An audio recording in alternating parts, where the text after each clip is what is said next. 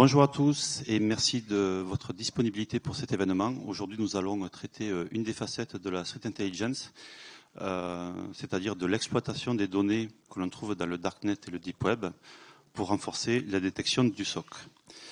Au menu, nous allons déjà rebalayer un petit peu très rapidement, bien entendu, un petit peu les aspects de la Threat Intelligence, voir un petit peu ce qu'on trouve comme information de façon globale au niveau du Darknet et du Deep Web. Nous allons continuer par une étude de cas que l'on a fait dans un grand acteur de l'hébergement, voir un petit peu le type d'information et les use cases auxquels ça répond. Et nous finirons par finalement comment nous, iTrust, nous avons réussi à exploiter ces informations-là et à la fois exploiter et transformer pour certaines données et voir quels en ont été les bénéfices. Tout d'abord, je me présente, je suis Sébastien Goudouli, je suis directeur de l'aspect Professional Services et avant-vente chez iTrust.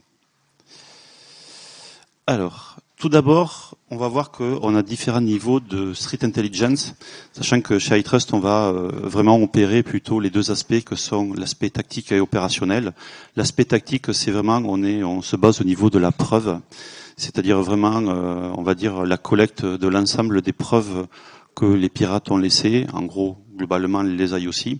Donc ce sont vraiment des données massives, brutes, qu'on essaie autant que faire se peut d'automatiser au niveau de la récupération et du traitement. Alors bien sûr, il y a toujours un retraitement manuel. Et la deuxième étape qui est encore plus importante, qui va être la Threat Intelligence opérationnelle. Donc là, on va être vraiment dans le comment, c'est-à-dire comment, outre la trace que le pirate a pu laisser, qui fait qu'on est plutôt réactif, là on va être on va tenter d'être plutôt proactif. Et donc de bien comprendre en fait quelles sont les tactiques et les techniques.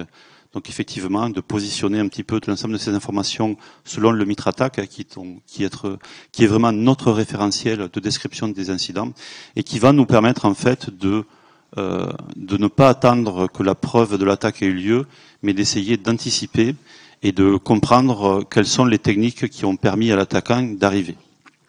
Et effectivement, il y a un dernier aspect qui est l'aspect stratégique qu'aujourd'hui nous n'exploitons pas, qui se veut être beaucoup plus high level, plutôt réservé à des, on va dire, à des États sur vraiment des aspects de plus haut niveau. Donc effectivement, tout le monde connaît forcément le web, l'aspect plutôt surfacique que tous les moteurs de recherche indexent. Là, effectivement, on va s'intéresser à l'aspect Darknet et également à l'aspect Deepnet. Donc, le Deepnet, c'est finalement de l'information qui est accessible plus ou moins facilement et qui est surtout non indexée par les moteurs de recherche. Et l'aspect Darknet, que tout le monde plus ou moins connaît, qui nécessite souvent des logiciels tiers et spécifiques pour y accéder, notamment Tor, qui est assez connu sur le marché, et qui est caché volontairement et où, j'allais dire, le maître mot, c'est l'anonymat. Donc effectivement, on va s'appuyer en fait sur ces données-là et on va le voir en quoi elles sont intéressantes. Donc, que trouve-t-on là-bas? Alors effectivement, là, c'est une image, une photo figée, globalement, énormément d'informations sur le hacking. Alors bien évidemment, après, il y a tout ce qui est contrefaçon, il y a tous les aspects liés à la drogue, au partage de fichiers, partage d'informations. Donc on retrouve pas mal d'informations très utiles en fait à exploiter. Donc effectivement, principalement, très souvent, on parle de Tor, et c'est vrai qu'effectivement, on trouve beaucoup d'informations liées à ce canal-là, mais pas que. On va le voir, on s'intéresse beaucoup en fait aux différents canaux de communication, aux différentes vidéos que l'on peut trouver, où il y a beaucoup d'informations qui sont échangées. Donc on peut parler à Telegram, on peut parler de Discord ou d'autres canaux de communication. Donc comme vous le voyez sur le bas du slide, on retrouve, il y a un traitement d'énormément d'adresses email, d'adresses IP, de cartes de crédit ou d'autres types d'informations. Donc effectivement, c'est important pour nous qu'on puisse s'appuyer sur une industrialisation, une automatisation des process et sur lequel on va venir compléter et faire, on va dire manuellement, entre guillemets, pour faire de la levée de doute.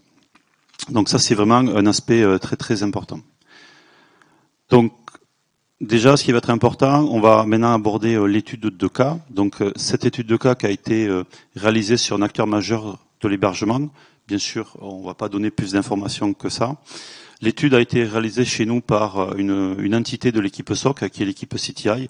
Donc là, sur les slides, vous voyez uniquement une partie de l'équipe qui a réalisé cette étude de cas. Et bien sûr, ce sont des prestations que l'on vend dans la durée, parce qu'effectivement, ça pourrait être intéressant d'avoir vraiment une information one-shot, une seule fois, mais en fait, la pertinence, en fait, elle repose uniquement si on exploite l'information dans la durée. Donc, on est vraiment sur un contexte où cette société-là, en fait, dispose d'un IaaS public. Donc, en fait, elle met à disposition de professionnels ou à la disposition de particuliers des services cloud sur lesquels les gens peuvent acheter des machines, par exemple, à l'heure ou à la journée, et sur lesquels ils peuvent faire ce qu'ils veulent. Et donc, en fait, eux, ils ont une problématique qui est très très importante, c'est que en fait, ils sont vecteurs d'énormément de cyberattaques et ils sont contributeurs, malgré eux, à ces cyberattaques. Donc, il y a énormément de leurs machines qui servent sur des réseaux de command and control. Et donc, aujourd'hui, c'est vraiment très important parce que la plupart du temps, quelque part, ce sont les gens qui sont attaqués qui portent plainte contre ce fameux hébergeur. Donc, le but, c'est comment identifier, comment essayer d'être beaucoup plus en amont et éventuellement éteindre ces machines-là. Et on va voir en quoi la solution va nous aider. Donc, effectivement, on va se baser donc sur un ensemble de signatures numériques. Donc, signature numérique, ça revêt, on va dire, plusieurs formes. Hein. Ça peut être des identités, ça peut être des adresses email, des noms de domaine, des noms de marque. J'allais dire, du moment qu'une donnée existe, on peut essayer de la formaliser sous forme de signature numérique. Donc, tout ça, on va le faire ingérer par notre système, qui lui va faire de la collecte massive de données, hein, donc à la fois dans le darknet et à la fois dans le deep web, et comme je le disais, dans tous les canaux de discussion, parce que ça va être un élément tangible et entre guillemets un élément de preuve que la discussion a bien eu lieu. Et par-dessus ça, effectivement, au-dessus de toute cette automatisation, on va réaliser en fait une partie manuelle et notamment au niveau du reporting, une analyse du rapport. Et là, on va passer par de la levée de doute et de la réduction de faux positifs. Donc ça, c'est vraiment un très très gros boulot. Et on va voir sur quelles données on s'appuie. Donc, dans ce use case-là particulier, on surveille en fait l'ensemble des noms de domaine et des emails dans les espaces que l'on a précisés. Donc, tous les forums, les communautés en ligne, les différentes discussions, toutes les interactions qui peuvent avoir un lien avec les signatures numériques que l'on aura prélevées chez le client. Donc, à chaque fois, on essaie de prendre en compte en fait la gravité, parce que c'est vraiment important de pouvoir et c'est vraiment l'enjeu principal, la gravité, la quantité des données qui ont pu être exposées, parce que c'est aussi un signe, un indicateur. On va étudier la récence, c'est-à-dire voir si l'information elle est vraiment très fraîche, si elle existe depuis très peu de temps, et également l'information du hackishness, c'est-à-dire la capacité d'une donnée à être exploitée dans un hack. Donc ça, c'est vraiment, alors une partie automatisée nous aide vraiment à séparer déjà énormément d'informations. Par contre, après, il y a une partie manuelle qui est très très importante, parce que ce qui va être important pour nous et pour la qualité du service, c'est que l'information soit vraiment véritable et qu'elle soit fraîche et encore active. Donc, au travers de ce slide-là, on vous donne quelques informations. Alors, bien sûr, on n'a pas pu mettre toutes les informations parce que ça dévoilerait trop d'informations sensibles chez le client. Mais vous voyez là sur le graphe de gauche, en fait, c'était un petit peu au travers des signatures numériques que l'on avait étudiées, finalement, les canaux de discussion sur lesquels font référence à ces signatures numériques.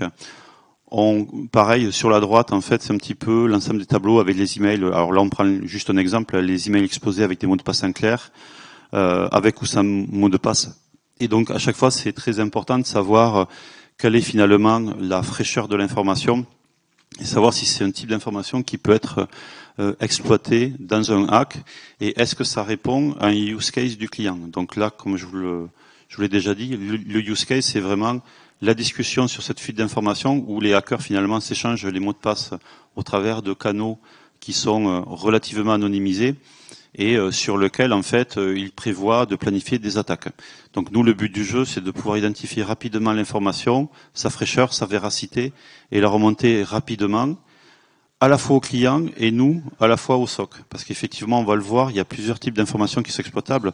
Il y a l'information classique de fuite de données qui va nous servir. Il y a une information qui répond à des use cases auprès du client. Et il y a de l'information, nous aussi, tierce, qui va nous servir, nous, au niveau du SOC. Donc on voit qu'il y a plusieurs niveaux. Pareil, on étudie aussi tout l'aspect typo squatting. Donc le typo squatting, c'est le fait de, par exemple, pour une personne ou un prestataire, d'acheter un nom de domaine qui est proche de celui de la victime, en changeant un petit peu une lettre, utiliser des caractères similaires.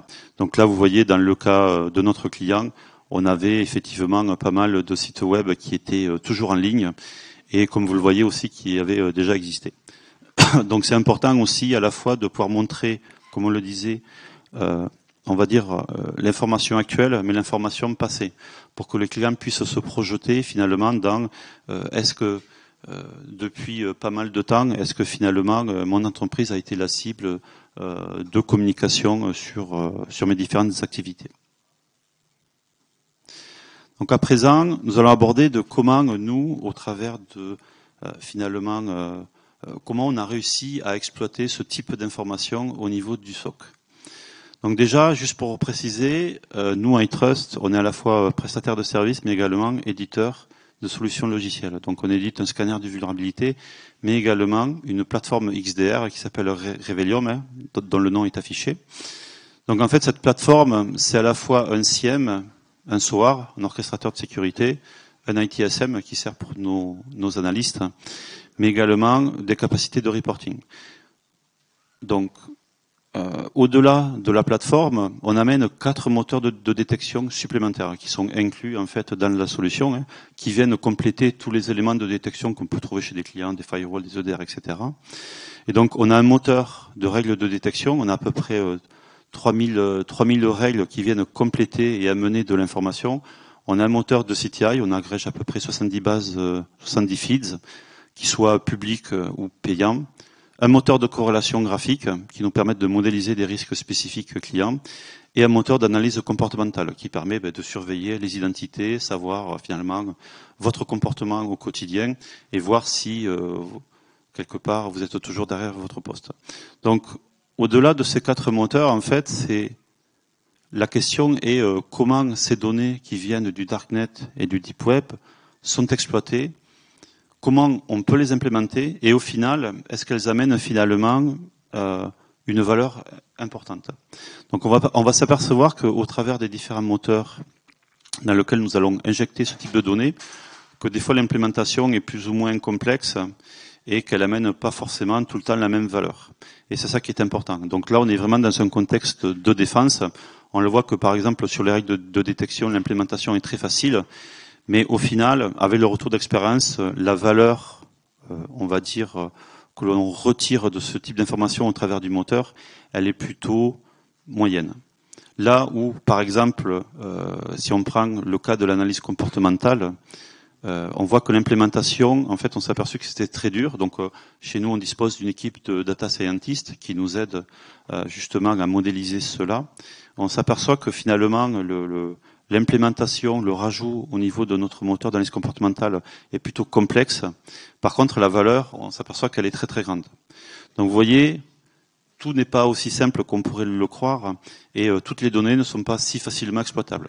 Sachant que l'objectif, c'est qu'on essaie autant que faire se peut d'automatiser les choses, et de pas forcément être dans le tout manuel, sinon on n'arriverait pas à réaliser nos missions de protection. Donc pour donner quelques exemples, vous voyez au niveau des règles de détection, du coup, alors il y a des exemples simples et d'autres plus complexes. On peut par exemple rapidement disposer d'une liste d'utilisateurs que l'on va mettre sous surveillance. Parce que dès qu'il y a une fuite de données et qu'on s'aperçoit que la fuite de données est avérée, on se doit en fait de pouvoir mieux contrôler ces identités et rapidement pouvoir intervenir et définir des use cases de remédiation. On peut le voir sur, alors autre exemple, sur l'aspect DNS. C'est par exemple intégrer de façon automatique au travers des API des domain names qui sont typo squattés. Donc là c'est pareil, on va les adapter aux règles et ça va nous permettre d'avoir des réponses automatiques. C'est ça aussi qui est important, c'est que dans un SOC, on se doit d'avoir un certain niveau de réponse automatique que l'on a de base et de voir, en fonction du contexte, de voir comment on peut augmenter ce niveau de réponse automatique sans finalement avoir un impact chez le client. Donc au niveau de la CTI, par exemple, on peut alimenter la CTI avec tous les FQDN qui sont typo squattés.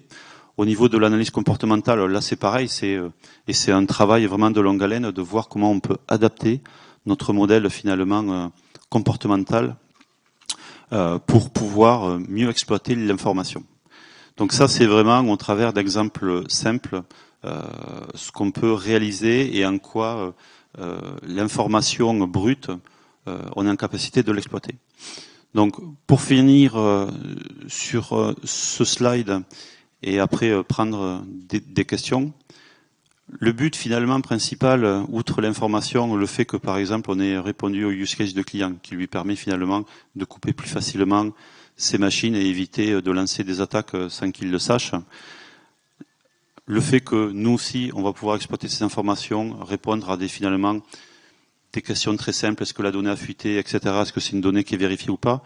Le but premier finalement, et c'est ça qui est important dans un SOC, c'est de pouvoir centraliser l'information et les efforts. Parce que c'est vraiment l'étape première, et souvent, comme on le dit, le but d'un SOC, c'est de collecter beaucoup d'informations, alors souvent très classiques, des logs, des signaux faibles, des alertes, etc. Mais là, c'est de compléter le dispositif pour essayer, petit à petit, d'être finalement, d'avoir des actions proactives. Ça, c'est vraiment très important. Et effectivement, cette centralisation va nous permettre d'avoir une meilleure adaptation par rapport au contexte client, répondre à des use cases, voir comment on peut les modéliser, augmenter finalement le niveau de réponse automatique quand on peut le faire, bien sûr, on ne peut pas le faire tout le temps, et mécaniquement, en troisième position, on va pouvoir améliorer les politiques de sécurité. Et donc ça, c'est finalement une démarche vertueuse. On se doit de s'inscrire dans une amélioration continue, et ça, pendant toute la durée finalement du contrat que l'on a avec le client, on essaie d'améliorer ces recherches-là. Voilà. Merci. Maintenant, on va passer, il nous reste à peu près quelques minutes pour les questions-réponses. Ce que je vais faire, je vais inviter Thomas Bourtomieux, qui est directeur du SOC chez iTrust. Si tu peux venir, Thomas. Donc effectivement, ce sont les gens de son équipe en fait qui ont participé à ces études et sur lequel en fait on essaie de mieux travailler pour exploiter ces données et voir dans quelle mesure on peut finalement avoir de l'information qui nous permet d'avoir une démarche proactive. Du coup, est-ce que vous auriez des questions ?